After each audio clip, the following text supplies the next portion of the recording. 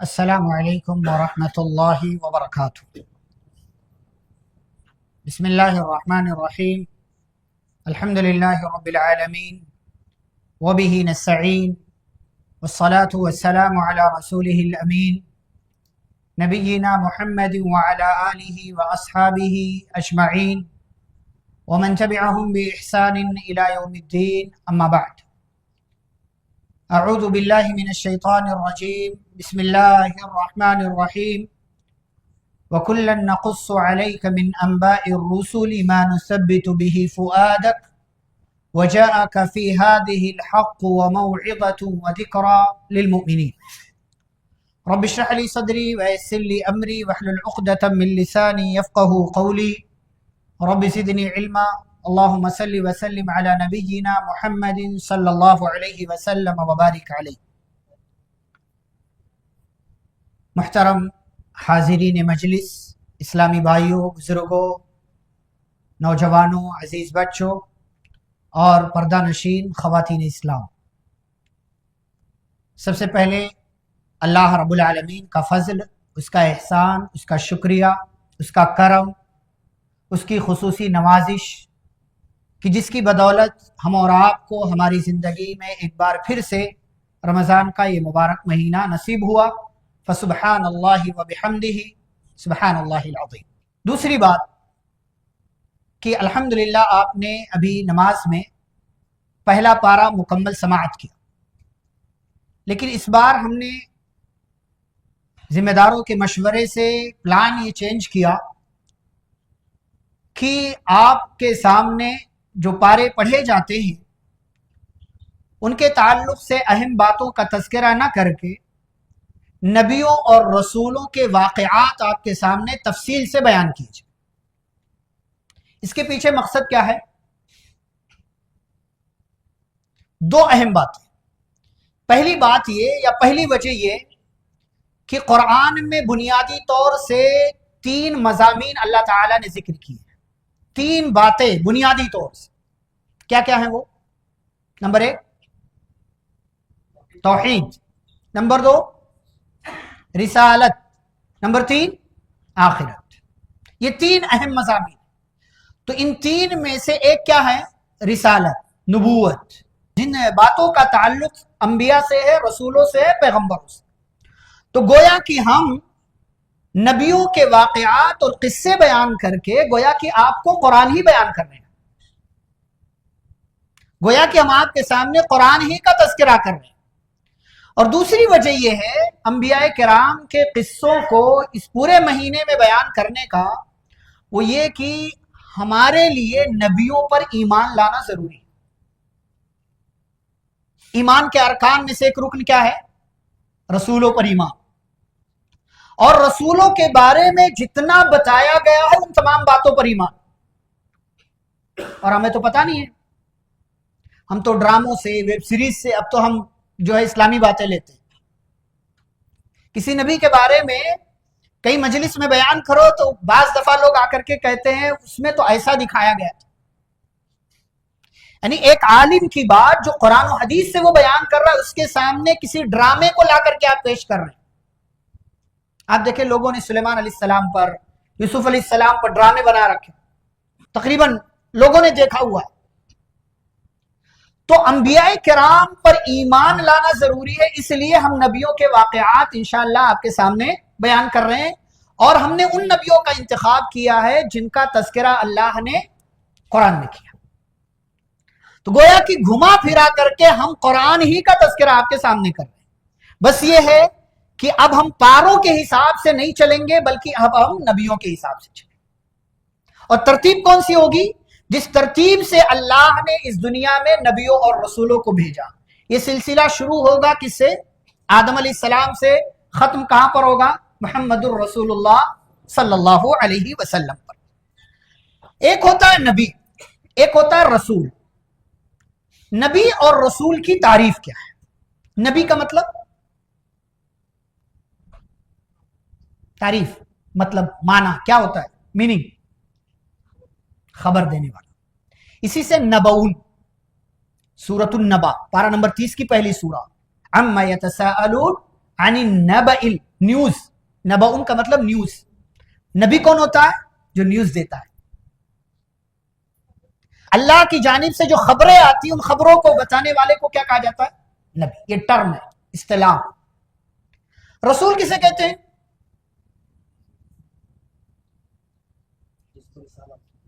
जी, रसूल यानी जिसको मैसेज दिया गया है, या रसूल वो जो मैसेज लोगों को देता है। कौन सा मैसेज? वो जो उसे अल्लाह की तरफ से मिलता है। इसी से रिसाला, रिसाला का मतलब मैसेज, लेटर। आप जो लेटर किसी को देते हो उसको रिसाला बोलते हैं। आप मैसेज जो किसी को भेजते हो उसको अरबी में रिसाला बोलते हैं। उसी से रसूल है, यानी मैसेज देने वाला, मैसेज बताने वाला, खबर देने वाला। ये तो नबी और रसूल की तारीफ हो गई। अगली बात, आज हम नबियों का सिलसिला नहीं शुरू कर रहे, बल्कि नबियों के ताल्लुक से जरूरी बातें पहले बता रहे हैं आपके साथ। पहले नबियों के ताल्लुक से जरूरी बातें, इसके बाद इंशाअल्लाह हम नबियों का सिलसिला शुरू करेंगे। दूसरी बात क्या है? नबी और रसूल में क्या फर्क है? क्या फर्क है?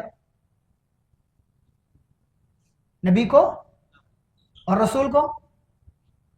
रसूल को किताब दी जाती है। अच्छा, तो इस हिसाब से हजरत नूह अलैहिस्सलाम को कौन सी किताब दी गई?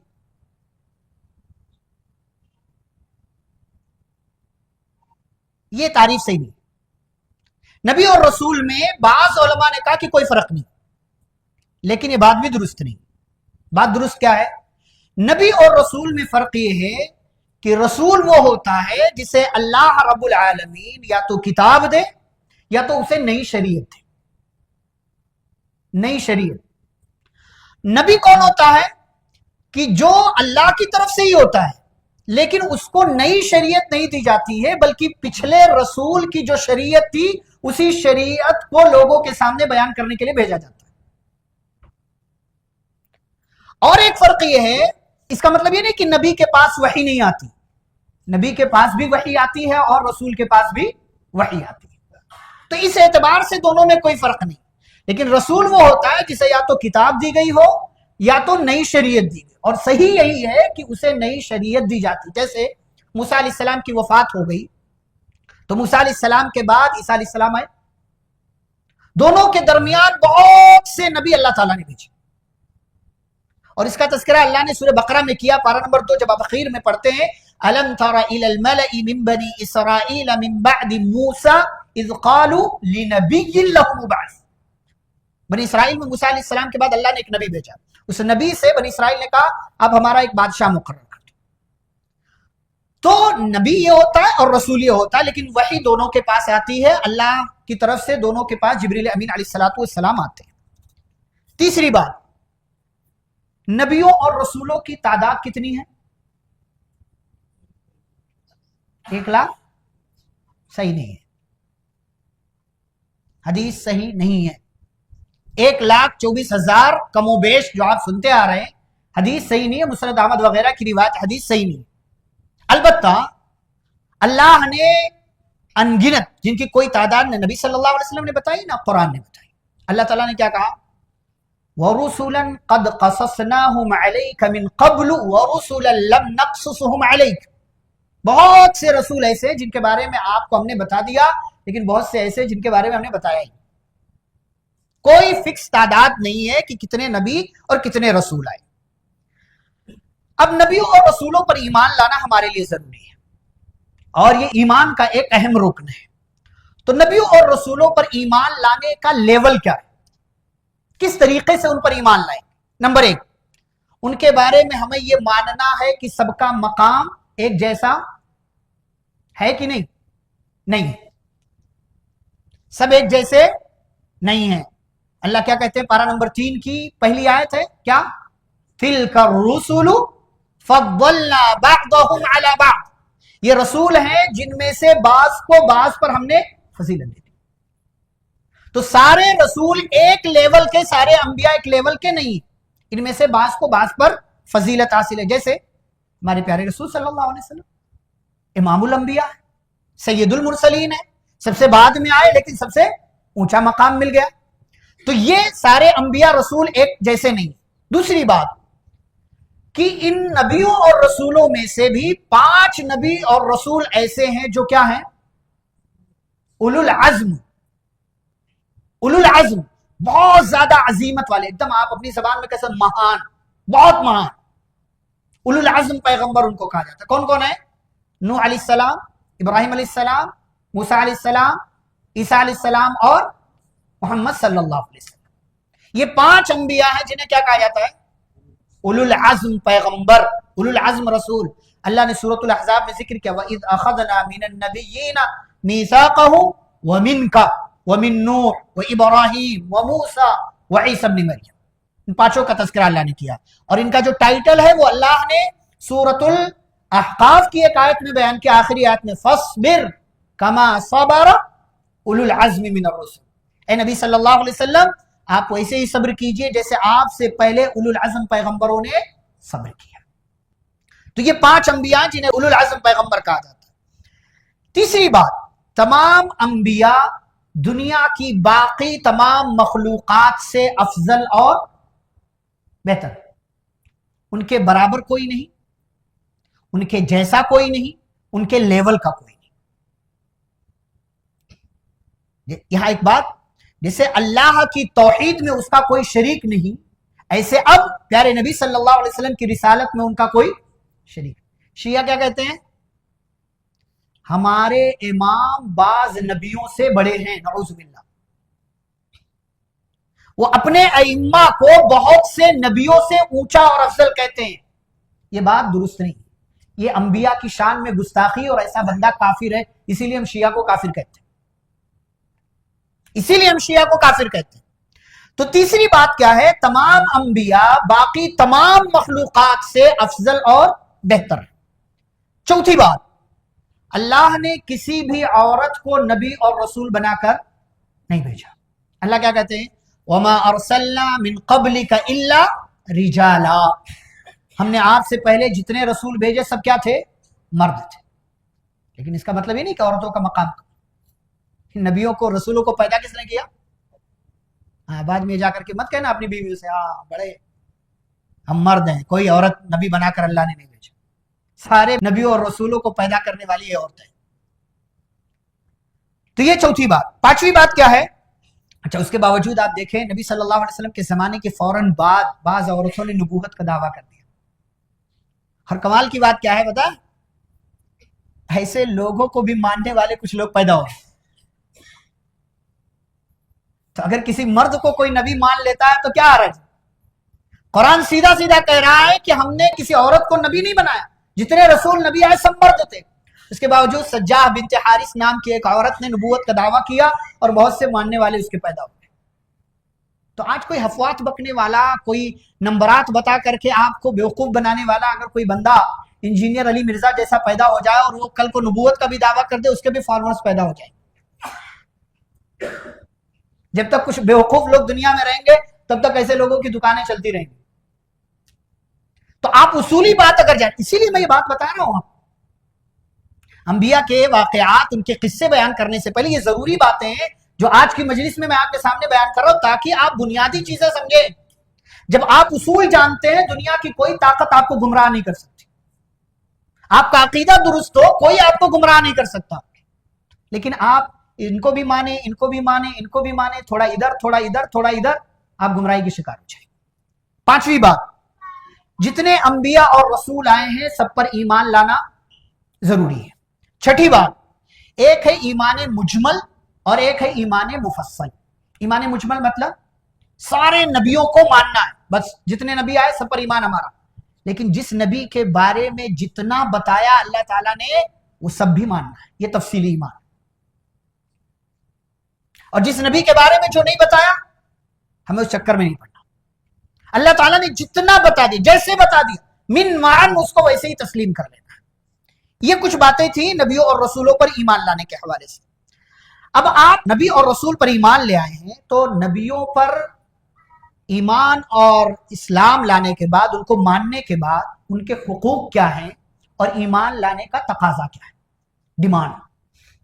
یہ ایمان لانا انبیاء پر ہم سے کیا ڈیمانڈ کرتا ہے؟ نمبر 1، سب کی تصدیق کریں، سب کی تصدیق کریں کہ ہاں یہ اللہ کے نبی تھے، یہ اللہ کے نبی تھے، یہ اللہ کے نبی تھے، یہ اللہ کے نبی، سب کی تصدیق کرنا۔ نمبر 2، جو کچھ بھی وہ لے کر کے آئے ان سب کی بھی تصدیق کرنا. مثال کے طور پر موسیٰ علیہ السلام کو اللہ نے کیا دیا؟ تورات. عیسیٰ علیہ السلام کو انجیل. داؤد علیہ السلام کو زبور. تو یہ سب ہم مانیں گے. یہ الگ بات ہے کہ ان کی قوموں نے ان میں تبدیلیاں کر دی، لیکن اللہ تعالیٰ نے دیا تھا. تیسری بات، اپنی طرف سے ان سب نبیوں کے درمیان کوئی فرق نہیں کرنا. اللہ نے جو فرق بتایا وہ فرق ہے، لیکن اپنی طرف سے ہم کوئی فرق پیدا نہیں کریں. اسی لیے آپ کو اگر یاد ہو، آج بھی آخری رکعت میں آپ نے سنا سورۃ البقرہ کی آیت ہے، کیا کہا؟ لا نفرق بین احد منہم. اور سورۃ البقرہ کی آخری آیت جب پڑھتے ہیں، آخر کی دو آیتیں، وہاں کیا ہے؟ آمن الرسول بما انزل الیہ من ربہ والمؤمنون کل آمن باللہ وملائکتہ وکتبہ ورسلہ. اس کے بعد لا نفرق بین احد من رسلہ. کیا مطلب ہے اس کا؟ ہم ان اللہ کے رسولوں میں سے کسی کے درمیان بھی کوئی فرق نہیں کرتے. اپنی طرف سے نہیں کرنا ہمیں کہ یہ زیادہ پڑھے یہ زیادہ پڑھے. جیسے یہودیوں نے کیا کیا؟ اللہ تعالیٰ نے کیا ذکر کیا قرآن میں؟ نبی صلی اللہ علیہ وسلم کو ایسے پہچانتے تھے جیسے اپنے بیٹوں کو پہچانتے، اس کے باوجود نہیں مانا. فرعون کے تعلق سے کیا کہا اللہ تعالیٰ نے؟ موسیٰ کو پہچانتا، موسیٰ علیہ السلام کو نبی اور رسول اس کا دل مانتا تھا، لیکن ظلم اور دشمنی کی وجہ سے تسلیم نہیں کی. تو جتنے رسول آئے ہیں، اب فلاں جو ہے رسول کے ماننے والے، ہم کہیں نہیں، ہمارے رسول سے بڑھ کر کے کوئی رسول نہیں، کوئی رسول نہیں، تو پھر وہ ایمان والا ہی نہیں. تو جتنے رسول آئے کسی کے درمیان اپنی طرف سے کوئی فرق نہیں کرنا ہے. جو فرق اللہ نے رکھا وہ اللہ نے رکھا. جیسے اللہ تعالیٰ نے کسی کو کیا کہا؟ خلیل اللہ، اللہ کے دوست. اللہ نے کسی کو کہا کلیم اللہ، اللہ نے ڈائریکٹ بات کیا ان سے، ہمارے نبی صلی اللہ علیہ وسلم سے اور موسیٰ علیہ السلام سے. یہ دو انبیاء جن سے ڈائریکٹ اللہ نے کلام کیا ہے، بات کیا ہے، اس لیے کلیم اللہ کہا جاتا ہے. اور عیسیٰ علیہ السلام کیا ہے؟ کلیمت اللہ ہے، روح اللہ ہے. کلیمت اللہ کا مطلب اللہ کا خاص آرڈر، اور روح اللہ کا مطلب جبریل امین علیہ السلام نے اللہ کے حکم سے ان کی ماں مریم کے گریبان میں پھونک مارا جس سے وہ حمل سے ہو گئی، تو اسی لیے روح اللہ کہا جاتا. آدم صفی اللہ، حضرت آدم علیہ السلام کا ذکر ہم کریں گے. اللہ تعالیٰ نے انہیں اپنے ہاتھ سے بنایا، ان کا انتخاب کیا، یہ شرف ان کو حاصل ہے. تو جو فرق، جو مرتبہ اللہ نے دے دیا وہ ہے، لیکن اپنی طرف سے ہم نبیوں اور رسولوں کے درمیان کوئی فرق نہیں کریں گے. ایک اور بات کہ سب سے محبت کریں گے، محبت سب سے کریں.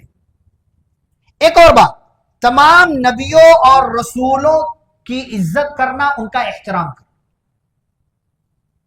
تمام نبیوں کی، اور کسی کو ان سے اعلیٰ نہیں سمجھا. عزت میں ایک بات یہ بھی آتی ہے کہ آپ اپنے ابا کی عزت کرو لیکن پیٹھ پیچھے گالی دو، یہ عزت ہے؟ آپ میری عزت کرو، پیٹھ پیچھے جا کر کے برا بھلا کہو، یہ عزت ہے؟ نہیں، یہ عزت نہیں، یہ عزت نہیں. تو نبی کو عزت دینے کا مطلب یہ ہے کہ نبی کے بارے میں جو آیا وہ مانو، اور کوئی نبی کے بارے میں غلط بات کرتا تو اس کی زبان بند کرو، یا آپ اپنی زبان سے ان کے تعلق سے کوئی غلط جملہ نہ نکالو. جیسے ہمارے پیارے رسول صلی اللہ علیہ وسلم کے بارے میں اللہ نے کیا کہا؟ لا تجعلوا دعاء الرسول بینکم کدعاء بعضکم بعضا. جیسے آپس میں ایک دوسرے کو پکارتے ہو ایسے نبی کو نہ پکارو.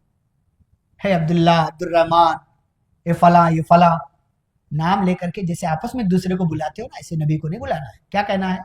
محمد الرسول اللہ صلی اللہ علیہ وسلم. یہ ادب کا تقاضا ہے.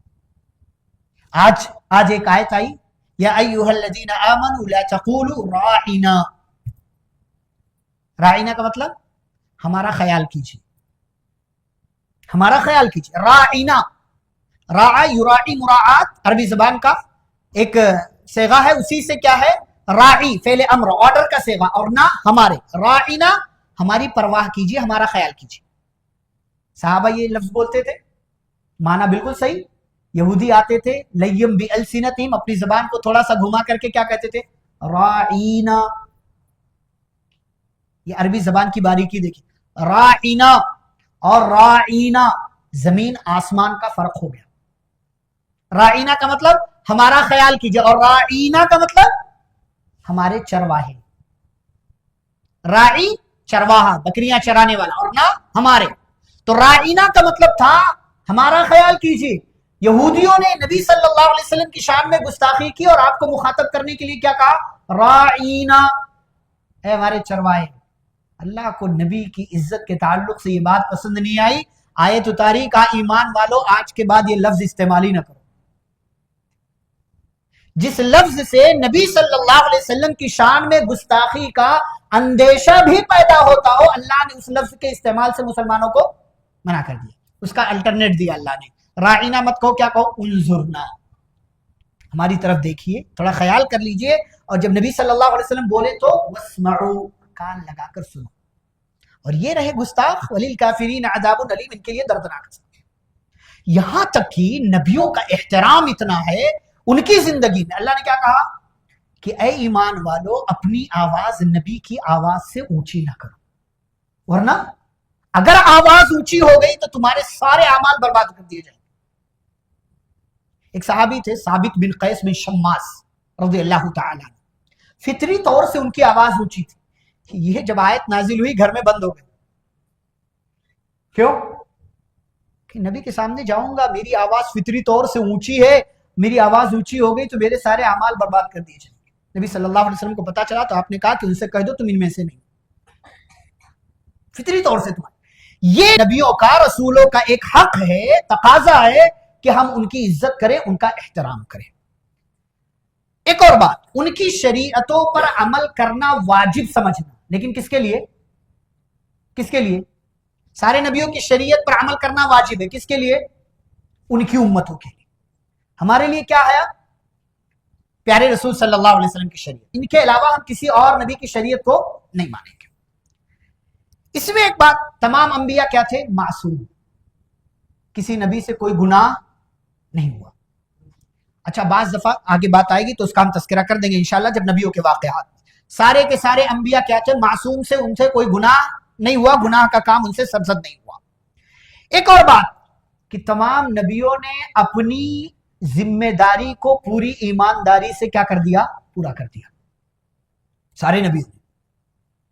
اب یہ جو بدعتیں ایجاد ہو رہی ہیں، اس کا مطلب یہ ہے گویا کہ یہ کہنا چاہ رہے ہیں کہ نبی صلی اللہ علیہ وسلم نے پوری ذمہ داری ادا نہیں کی۔ دین میں کسی چیز کو شامل کر دینا مطلب کیا ہوا؟ گویا کہ نبی صلی اللہ علیہ وسلم نے پوری ذمہ داری ادا کی، جبکہ آپ نے حجۃ الوداع کے خطبے میں صحابہ کے سامنے باتیں رکھی اور صحابہ سے کہا میرے صحابہ بتاؤ اللہ اگر پوچھے گا تو کیا کہو گے؟ کیا میں نے پہنچا دیا؟ الا هل بلغ؟ صحابہ نے کہا ہاں آپ نے پہنچا دیا۔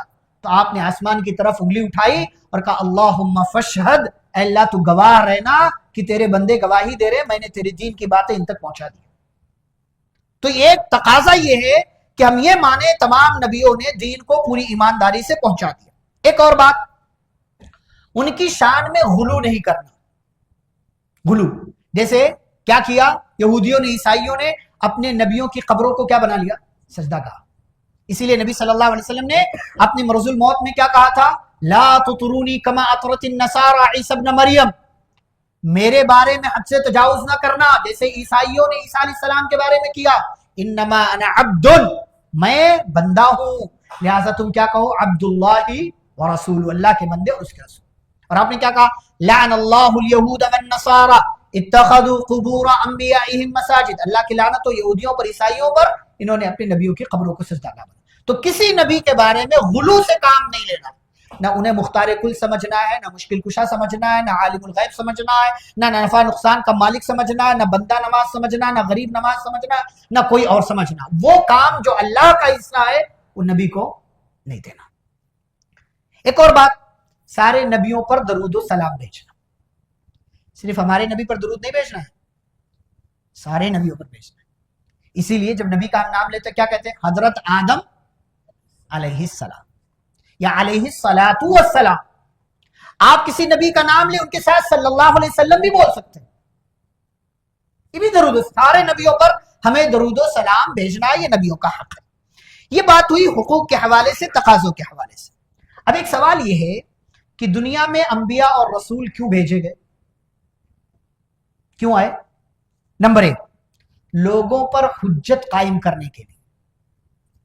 اگر نبی اور رسول اللہ نہیں بھیجتا نا خاص طور سے ہمارے زمانے والے اللہ کے سامنے کھڑے ہوئے ہیں، اللہ کوئی آیا ہی نہیں ہے نا، کوئی بتانے والا ہی نہیں، کسی نے بتایا ہی نہیں، ما جاءنا من بشیر ولا نذیر، کوئی ڈرانے والا، کوئی خوشخبری دینے والا نہیں آیا۔ اسی لیے جب جہنمی جہنم میں جائیں گے تو جہنم کا داروغہ کیا پوچھے گا، وہ بھائی ادھر آ رہے ہو، الم یاتکم نذیر، کوئی ڈرانے والا نہیں آیا؟ تو کیا کہیں گے، بلا آیا تو تھا، پھر فکذبنا، ہم نے جھٹلا دیا۔ تو اللہ نے انبیاء اور رسولوں کو کیوں بھیجا؟ تاکہ حجت قائم ہو جائے کہ میرے طرف سے لوگ گئے تھے تمہیں ڈرانے، سمجھانے اور خوشخبری دینے کے لیے، لیکن پھر بھی تم نے ہماری بات نہیں مانی۔ لئلا یکون للناس علی اللہ حجت بعد الرسل، تاکہ لوگوں کے لیے رسولوں کے بھیجے جانے کے بعد اللہ کے سامنے کوئی حجت باقی نہ رہ جائے۔ یہ رسولوں کے بھیجے جانے کا مقصد تھا۔ دوسرا مقصد کیا تھا؟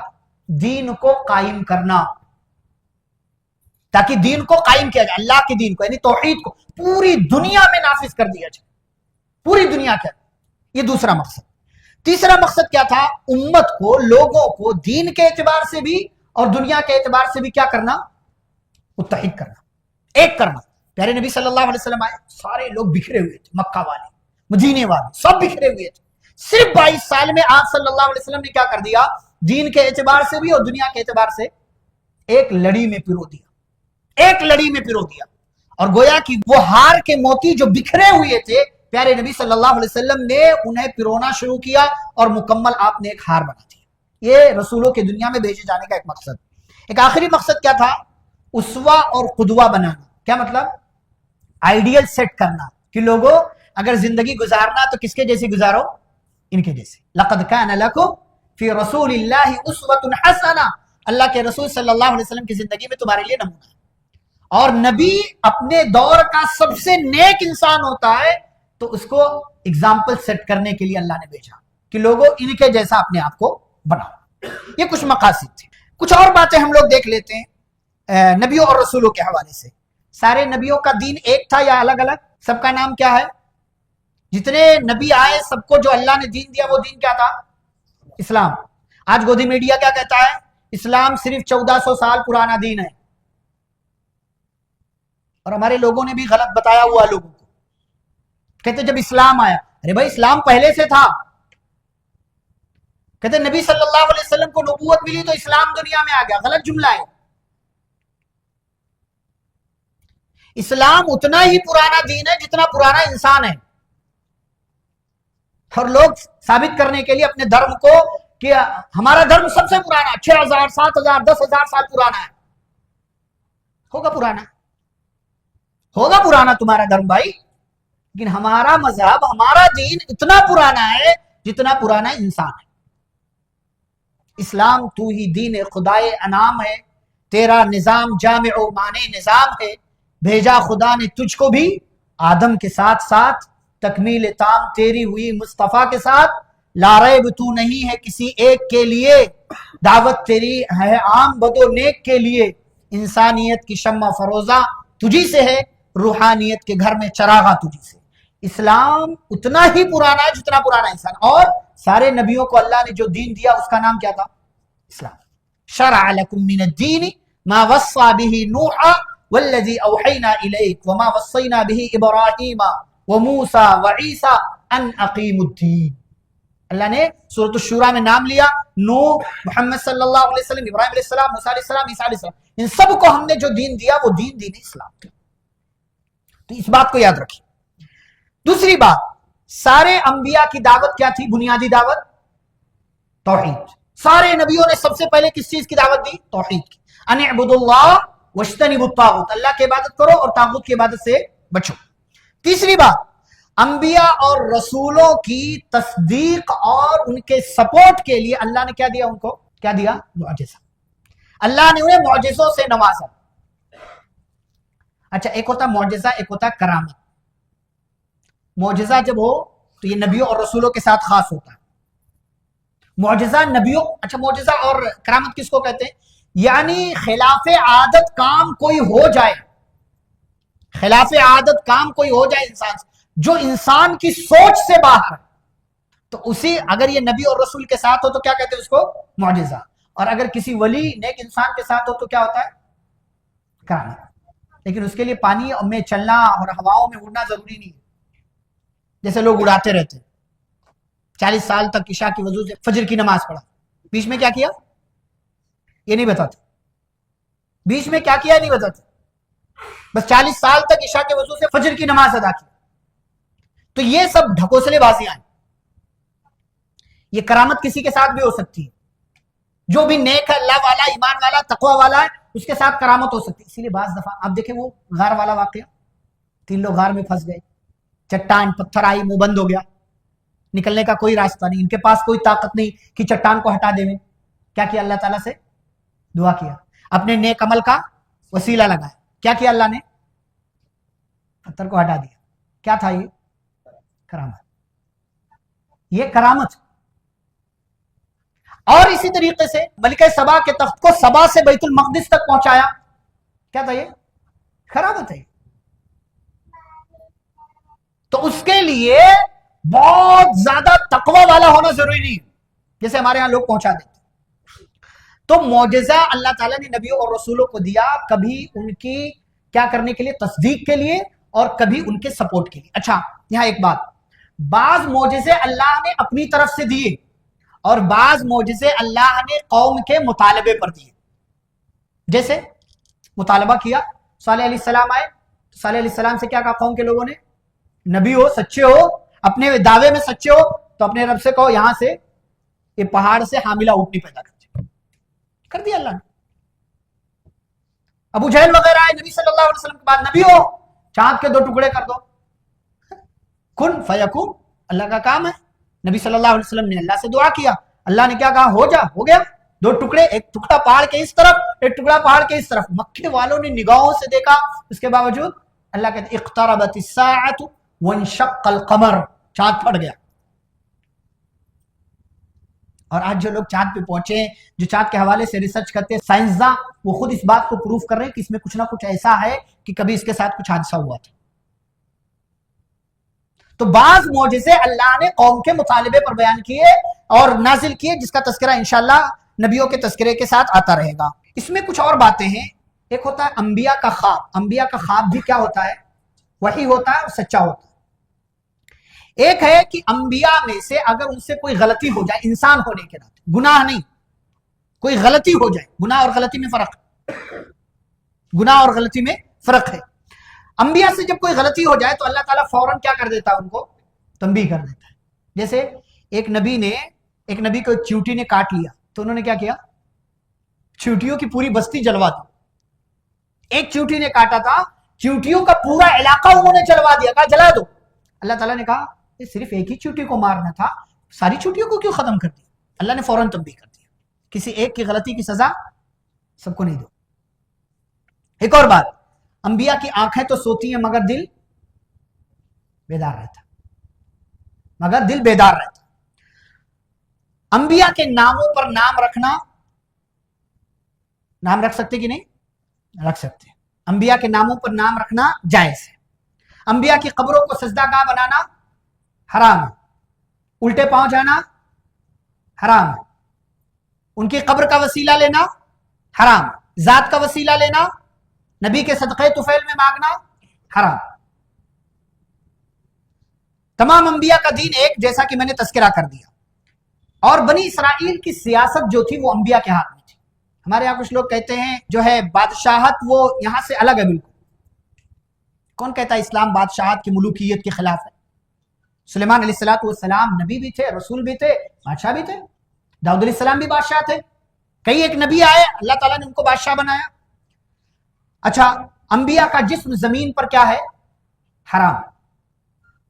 مٹی نبیوں کے جسم کو نہیں کھاتی, حرام ہے. ایک اور بات یہ ہے کہ لوگوں میں سب سے زیادہ آزمائش کس کی ہوئی, نبیوں کی. جو جتنا نیک اس کی سب سے زیادہ آزمائش. اشد الناس بلاء الانبیاء ثم الامثل فالامثل. سب سے سخت آزمائش نبیوں کی, پھر جو جتنا نیک ہوگا اس کی اتنی زیادہ آزمائش. نبیوں میں سے کوئی نبی قیامت کے دن ایسا بھی آئے گا جس پر ایمان لانے والا یا تو کوئی ایک ہوگا یا تو وہ بھی نہیں ہوگا. ایسے بھی انبیاء دنیا میں ہیں. تو یہ مت کہو عالم کی بات میں اثر نہیں, یہ مت کہو کہ یہ عالم صاحب کو کیا سننا ہے, تو بس ایسے ہی ہے نہیں. غلط بات. انبیاء روز قیامت اس بات پر ایک دوسرے سے مقابلہ کریں گے کہ کس کے ساتھی زیادہ ہیں. نبی صلی اللہ علیہ وسلم معراج میں گئے تو موسیٰ علیہ السلام کے پاس جب پہنچے 5ویں آسمان پر اور جب واپس ہونے لگے تو موسیٰ علیہ السلام رونے لگے. کہا رونے کی وجہ؟ کہا یہ بچہ میرے بعد آیا لیکن اس کے ماننے والے مجھ سے زیادہ ہوں گے. اسی بنا پر انبیاء اپنی قبروں میں زندہ ہیں اور نمازیں پڑھتے ہیں. اپنی قبروں میں زندہ ہے اور نمازیں پڑھتے ہیں. پچھلے جتنے بھی انبیاء آئے وہ وضو کرتے تھے نماز کے لیے، اور جیسے نبی صلی اللہ علیہ وسلم نے تمام اعضاء کو سر کے مسح کے علاوہ 3 مرتبہ دھویا، ایسے تمام انبیاء بھی دھویا کرتے تھے.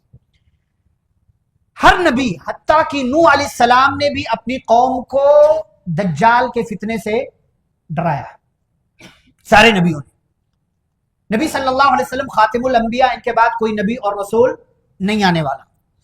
اور پیارے نبی صلی اللہ علیہ وسلم مجموعی لحاظ سے تمام نبیوں میں سب سے افضل ہیں.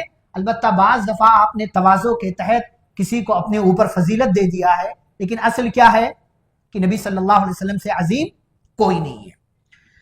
محمد صلی اللہ علیہ وسلم کے ماننے والے قیامت کے دن سب سے زیادہ ہوں گے، اور آپ ہی کی امت کے افراد سب سے زیادہ جنت میں داخل ہوں گے. اور ایک بات کہ نبی صلی اللہ علیہ وسلم سب سے پہلے جنت کا دروازہ کھٹکھٹائیں گے. یہ کچھ باتیں تھیں جو نبیوں کے حوالے سے. اب ایک ترتیب جو ہے اس میں آدم علیہ السلام جیسے ترتیب ہے ویسے انشاءاللہ ہم ذکر کر کے آدم علیہ السلام، ادریس علیہ السلام، نوح علیہ السلام، ہود علیہ السلام، صالح علیہ السلام، ابراہیم علیہ السلام، ان کے بھتیجے لوط علیہ السلام، شعیب علیہ السلام، اسماعیل، پھر اسماعیل کے بعد اسحاق علیہ السلام، ان کے بیٹے یعقوب، ان کے بیٹے یوسف، اور پھر انہی کی نسل میں آگے چل کر کے ایوب علیہ السلام، ذوالکفل علیہ السلام، یونس علیہ السلام، موسیٰ، ہارون، زکریا، یحییٰ اور الیاس، الیسع، داؤد، سلیمان، عیسیٰ، اور پھر اخیر میں محمد صلی اللہ علیہ وسلم. یہ ترتیب کے ساتھ انشاءاللہ کل سے ہم تراویح کے بعد نبیوں کا سلسلہ شروع کریں گے. سب سے پہلے حضرت آدم علیہ السلام کا تذکرہ ہوگا، اور ان کے بارے میں جتنی باتیں قرآن کے اندر یا صحیح احادیث میں بیان ہوئی ہیں انشاءاللہ پوری تفصیل کے ساتھ، اور ساتھ ہی ساتھ اس میں سبق ہمارے لیے کیا ہے، ہمارے لیے پیغام کیا ہے، ہمیں کیسے بننا ہے، کس طریقے سے بننا ہے، کہاں کہاں آدم علیہ السلام کا دیگر نبیوں کا قرآن میں تذکرہ آیا ہے. ساری باتیں انشاءاللہ تفصیل سے آپ کے سامنے بیان ہوں گی. آج یہ پہلا دن تھا چونکہ، اور یہ کہہ لیجیے آپ کی پریکٹس نہیں ہوتی ہے، یا ہم نئے ایک امتحان میں داخل ہوتے ہیں، اس لیے تراویح میں بھی آپ جانتے ہیں تھوڑا معمول سے زیادہ وقت لگا. یہاں بھی یہ سلسلہ آگے بڑھا تو یہاں بھی تھوڑا وقت ہوا، لیکن انشاءاللہ دھیرے دھیرے جیسے ہم آگے بڑھیں گے چیزیں اپنی ترتیب پر اور اپنے حساب سے اپنی جگہ پر آ جائیں گی. اللہ رب العزت سے دعا ہے اللہ ہم سبھی کو انبیاء کرام پر ایمان لانے، ان کے حقوق ادا کرنے اور ان پر ایمان لانے کے جو تقاضے ہیں ان تقاضوں کو پورا کرنے کی توفیق عطا فرمائے. آگے بھی اللہ رب العالمین ہمیں توفیق دے کہ ہم رمضان کی برکتوں سے مکمل فائدہ اٹھائیں، اس کے دنوں سے مکمل فائدہ اٹھائیں، اور آگے آنے والی جو نشستیں ہیں انبیاء کے حوالے سے ان نشستوں میں ہمیں شامل ہونے اور ان سے بھرپور استفادہ کرنے کی توفیق دے. آمین. وصلی اللہ علی النبی الکریم. ربنا تقبل منا انک انت السمیع العلیم. والسلام علیکم ورحمۃ اللہ وبرکاتہ.